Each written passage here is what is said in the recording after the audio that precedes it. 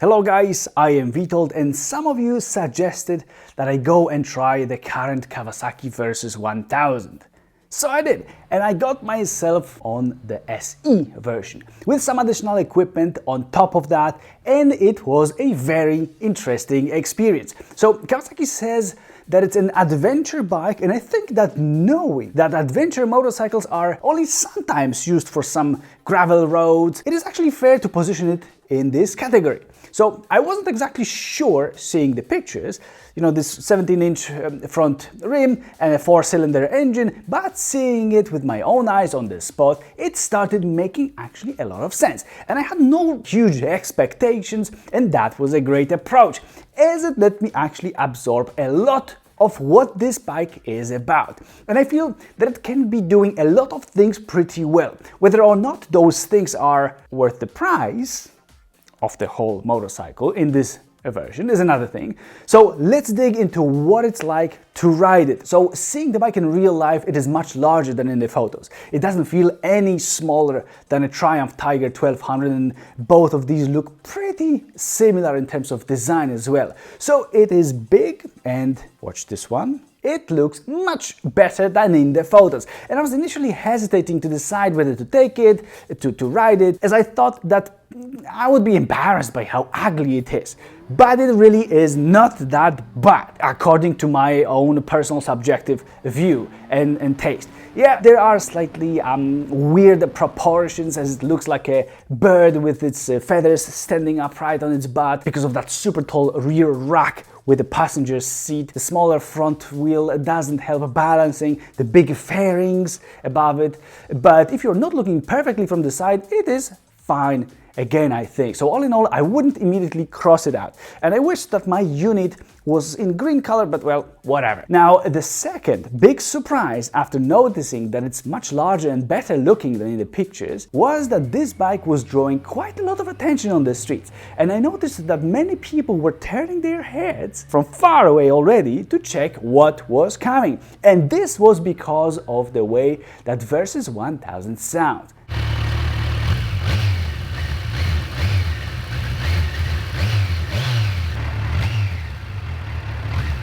Man, this 4-cylinder 1043 cubic centimeter engine makes the ground shake. It is so deep in sound. It's really cool. It's definitely the best inline engine sound in the whole category, better than BMW S1000XR and even Triumph Tiger 1200, even though this one sounds really good at higher RPM. It's a 3-cylinder engine, so you would expect it to be more bassy, but it's not. Versys sounds like a 1-liter superbike to me, and that's why people are so curious. They see it and like, what the hell is that thing? And the ground also really shakes underneath it. You feel it when you stand next to it. So I've got no idea how Kawasaki managed to get this bike onto the European market, but I'm glad that they did. It is not getting much louder at higher RPM, keep that in mind. It is not a crazy loud thing at all, so it doesn't at the same time lose that deep tone. So if you want some attention, please do get it in green color, and it's almost guaranteed that you will enjoy it. But let's actually focus on how it feels to ride in terms of more physical experiences. The most impressive thing about the whole experience is this bike's balancing, especially at lower speeds. I refer to that a lot in my videos.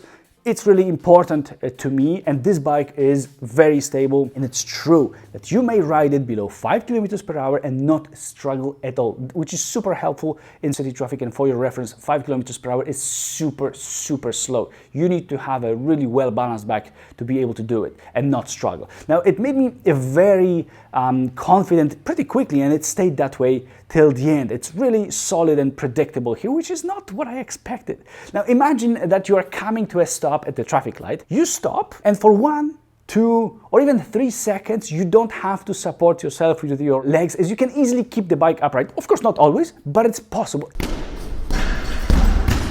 That is fantastic. Really great job by Kawasaki. Total surprise. It is not as neutral as some others when it comes to riding above those super low speeds, but that's also because it's got its handlebar a little bit lower than other motorcycles in the category. I feel that might be one of the reasons. It is not that much lower, and you probably won't even notice, but the position is a little bit different. The width of the handlebar suited me a lot. The pullback was good for me as well. I'm 183 3 centimeters tall, and so I liked it.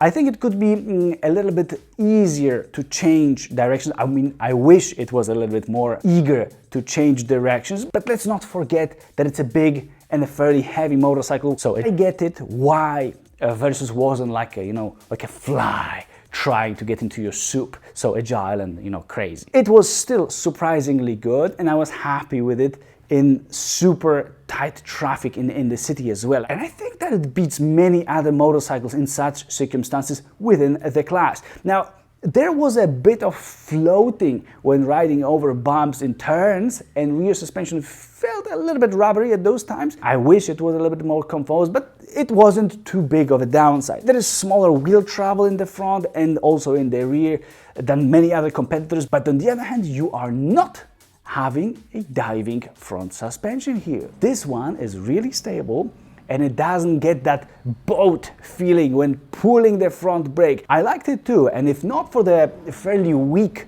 front brake with the lever easily touching the grip, well, until I moved it further away myself, it would have been totally great here. But yeah, that front brake didn't give me as much optimism as I would have otherwise liked. The rear brake felt, mostly useless with not much going on regardless of how strong I would press it. However, note that the bike had 10,000 kilometers on the clock, so perhaps it was still a dealer's motorcycle, so perhaps that's why it wasn't as sharp as new. But I believe that with this kind of mileage, I think it actually should still feel as fresh as new. Now, one more thing about leaning and turning, despite the bike being stable, following your command and not protesting, once you lean left or right, and you add the throttle or you use the front brake especially, it is straightening up a lot. It's actually the most noticeable out of all motorcycles that I've ever ridden, I think. And so that it is not really a cool type of behavior at all, as it changes your course, even if you know that it's going to happen. Add throttle and it just, wants to go straight. So it might not be so much fun and flexibility for you on a twisty road. Unless you just stop accelerating or you don't accelerate and don't brake while at angle. That is a solution, but well, is that a viable option? I'm not sure, but beware, as it's no longer so neutral in those circumstances. At speed, it is not bothered by any kind of gear changes or uneven road, and it mostly goes where you want it to. If you are in the road mode. Road mode is, I think, the sweet spot, and I think that it's worth paying attention to this whole matter, as the bike in the SE version is equipped with electronically adjustable suspension that actually works. It is one of those bikes that use this really, I think, well-developed technology. At this moment, it's coming from Showa, and the changes of damping in different modes are really visible. It is really cool. However, I found the sport mode pretty much impossible to use. I tried it a few times and the engine gets more crisp. It reacts to throttle a bit nicer and more aggressively. It even lifts the front wheel, while in the road mode, the traction control grabs it quickly by its throat. But I couldn't actually handle the stiffness of the suspension in this sport mode. Even on a stretch of road that looked mostly pretty even, pretty flat to me, it was shaking like crazy, and I really found it inappropriately stiff in this mode. So in the end of the day, this option could have, for me, just as well not existed at all. But the good news is that you may create your own mode with the suspension in the comfortable setting and engine in the sport setting. So there are ways of customization, and you will likely enjoy playing with it and seeing how the bike changes. That's pretty fun. In the road mode, it was comfortable enough, I think, and I wouldn't complain about comfort at all. I didn't like the seat because, to me, it is too narrow in the front. So if you move closer to the fuel tank to hold the bike with your knees, like I do for better control in this case, or in all cases, there's not that much surface to support your weight, and my jewels were getting hurt a few times at least. So I myself would have to replace the seat if I was to use it more on longer trips or for longer periods of time. If you were a female, maybe you won't experience that issue. The height of the seat is 84 centimeters and it's not adjustable, which is a pity, isn't it? And it's not exactly in line with the class standard nowadays, I think. But for me, at 183 or 4 centimeters, that was fine. And even the knee angle was okay for me. The position is still upright, and only when braking you will feel more pressure on your wrist because of the lower handlebar. But it's not an issue, I think, but just a different style. If you prefer having the handlebar higher, I bet that you may still install a taller handlebar. What wasn't exactly okay was how hot the bike was getting, the engine was getting. It was pretty hot at just below 30 Celsius degrees outside, but even when cruising at lower speed with some air cooling the engine, it was really frying my lower legs. It was a lot. And it was actually managing to do that through my huge knee protectors. You could really make some French fries out there. However, it was kind of coming in waves, especially after pushing the bike a little bit. Then it would pretty much immediately turn into a volcano. And that could definitely be an issue for me when riding in the city. So please do take it into account and either don't push it so much or just think twice if you are located, if you're riding in very hot places at lower speeds. Now, even though there is that magical 1000 in the name and over 1000 cubic centimeters of engine displacement, there's just 120 horsepower and 102 newton meters of torque. And I believe that different variations of this engine are in different Kawasaki models, and it actually reaches over 140 horsepower just fine, but for some reason Kawasaki decided to cut its balls here in the Versys 1000.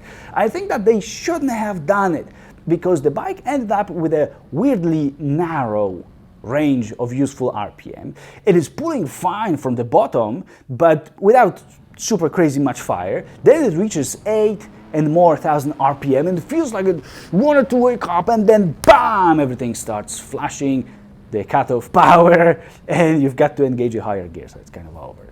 It easily feels like it wants to go much higher, and the rev counter suggests the same thing as well, you know, with those 14,000 RPM visible on it, so what the hell? So damn, Kawasaki, let it go there and squeeze that apple and give us some juice out of it. It's there. Otherwise, now it was, I don't want to be too critical, but it's supposed to be an honest review, so it was actually boring to me in terms of engine. It sounds like a beast powered by a jet engine, but then it cannot fully open its mouth somehow. And I wish it wasn't limited this way. I don't get it. And there isn't much more to say except for unusually short gearing for a 4-cylinder engine, which I believe is also the result of limiting its range of RPM so much.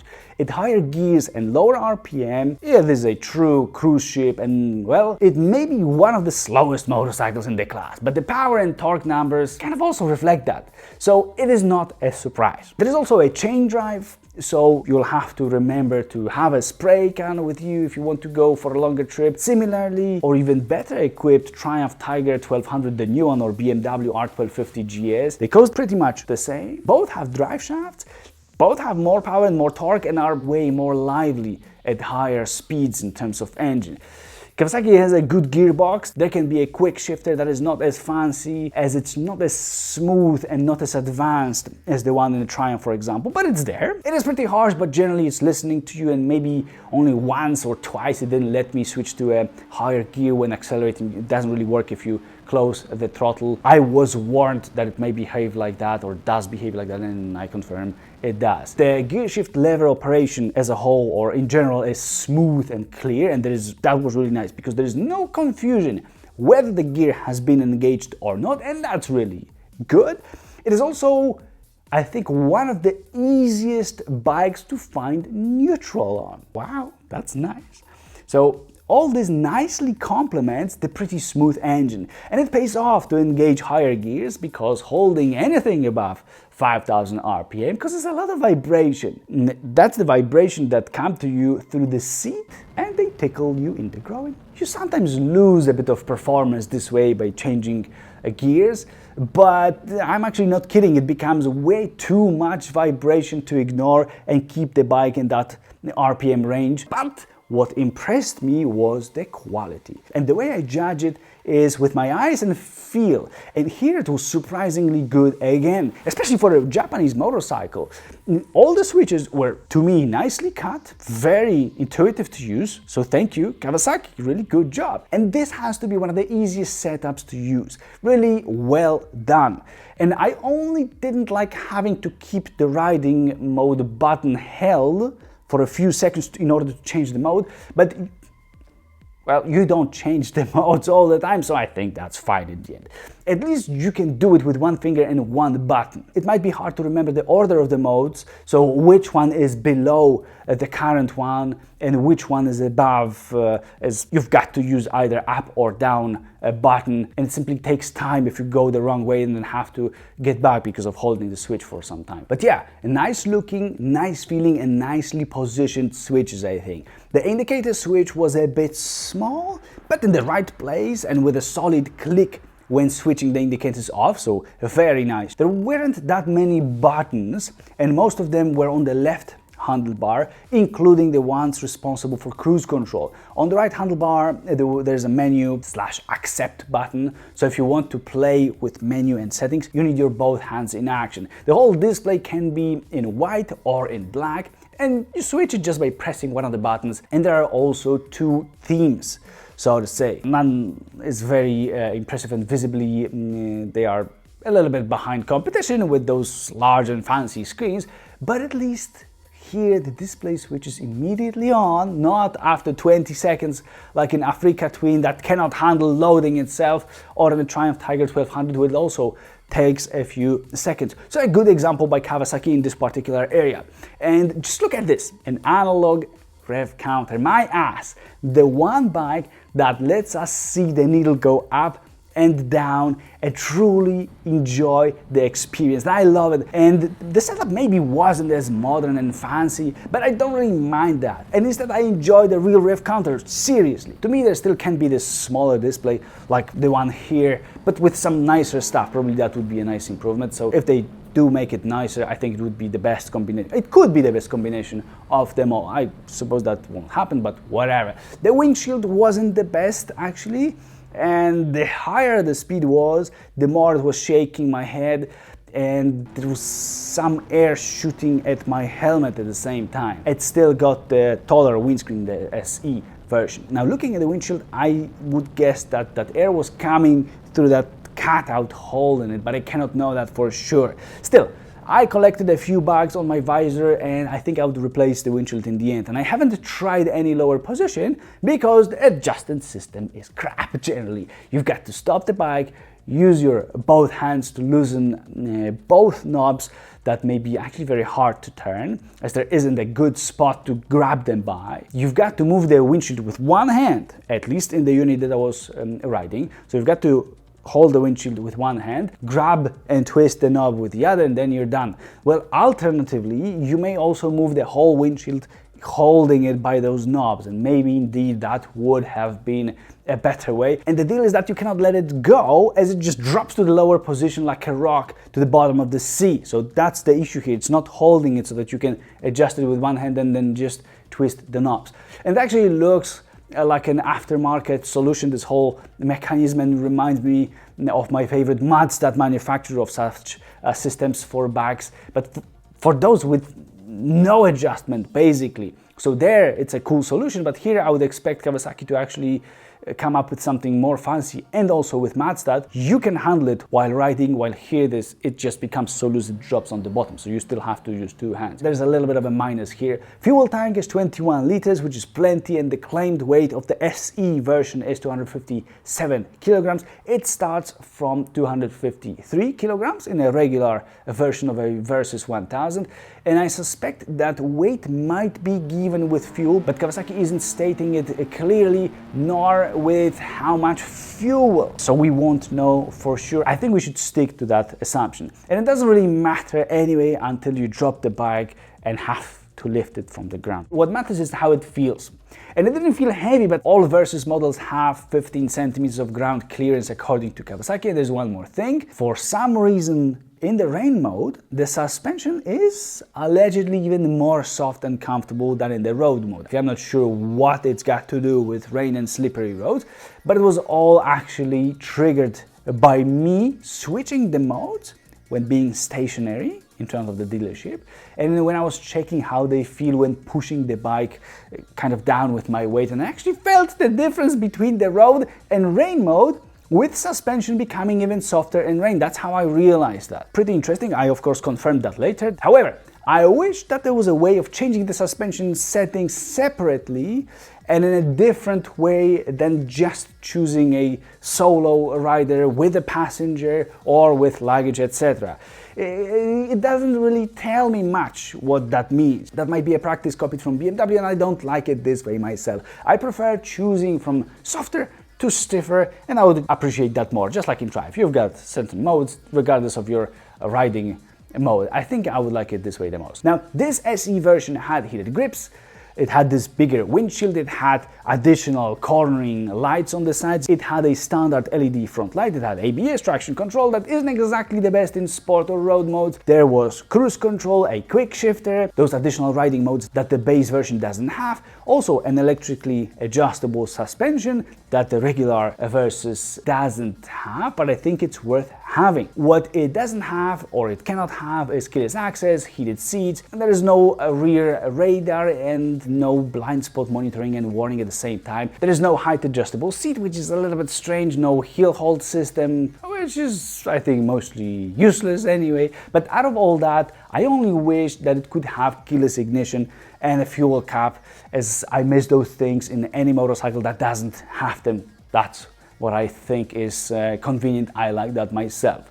Otherwise, I believe that the equipment is complete and it doesn't lack anything really. The price of the SE version is unreal, and I suspect that mostly Kawasaki fans would be going for it, as if I were to choose between the Versys 1000 or Triumph Tiger GT Pro with full equipment, or a base BMW S1000 XR with some additional stuff, or a base R1250 GS with some additional options to match the price of a Versys 1000 SE, I don't think I could find a reason or a lot of reasons to choose the Versys, even though I enjoyed riding it. Probably not with this performance, without that explosion of power, not with a chain drive, a little bit controversial design and proportions with that, you know, Chinese-styled raised rear rack with the passenger seat, also with a non-premium brand and no keyless access. That's what's important to me. It is fantastic, really fantastic to ride in tight spots, and it truly impressed me there, and I liked its sound and suspension capabilities in terms of becoming stiffer and softer on demand, just like that, when changing the modes.